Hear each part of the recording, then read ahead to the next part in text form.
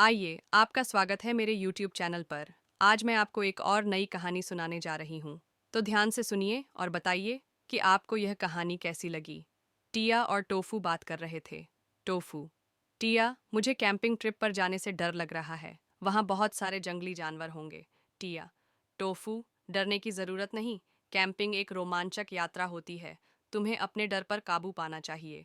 Tofu: लेकिन टिया, अगर कोई जंगली जानवर हमारे कैंप पर हमला कर दे?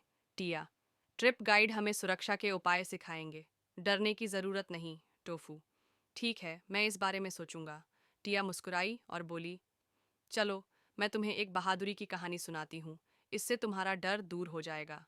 टोफू: ठीक है टिया। एक गांव में एक चोर रहता था। वह अक्सर गांव से चीजें चुराया करता था। एक दिन वह मंदिर के पास से गुजरा और वहां एक सुंदर घंटी देखी। वाह, अगर मैं इसे बेच दूं तो मुझे बहुत पैसे मिलेंगे। जैसे ही उसने घंटी उठाई, पास में सो रहे एक बाघ ने घंटी की आवाज सुनी और जाग गया।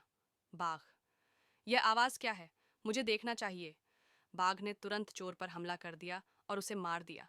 घंटी वहीं जमीन पर गिर गई। बाघ के जाने के बाद वहां से एक बंदरों का झुंड गुजरा।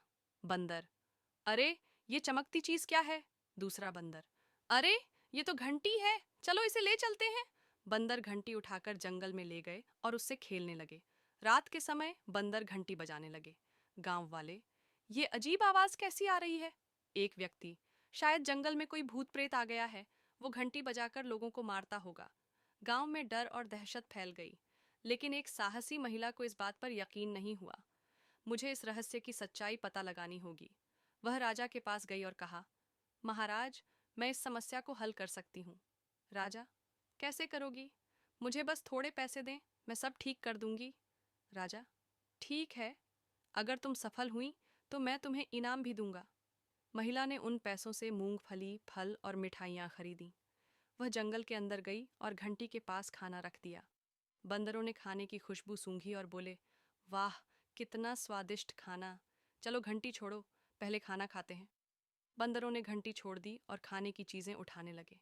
जैसे ही बंदरों का ध्यान भटा, महिला ने घंटी उठाई और भाग गई। महिला राजा के पास पहुंची और घंटी सौंप दी। राजा: तुमने घंटी वापस ला दी, लेकिन कैसे? महिला: महाराज, यह भूत प्रेत नहीं, बल्कि शरारती बंदरों की मस्ती थी।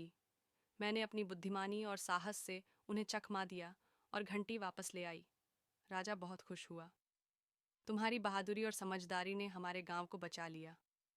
राजा ने महिला को सोने के सिक्कों की थैली इनाम में दी।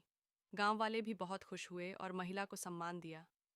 यह सच में बहुत बहादुर महिला है। सीख: डर से भागो मत, बल्कि अपनी बुद्धिमानी और साहस से हर समस्या का हल निकालो। टोफू: वाह टिया, ये कहानी सच में बहुत अच्छी थी। टिया: तो अब तुम्हें डर नहीं लग रहा?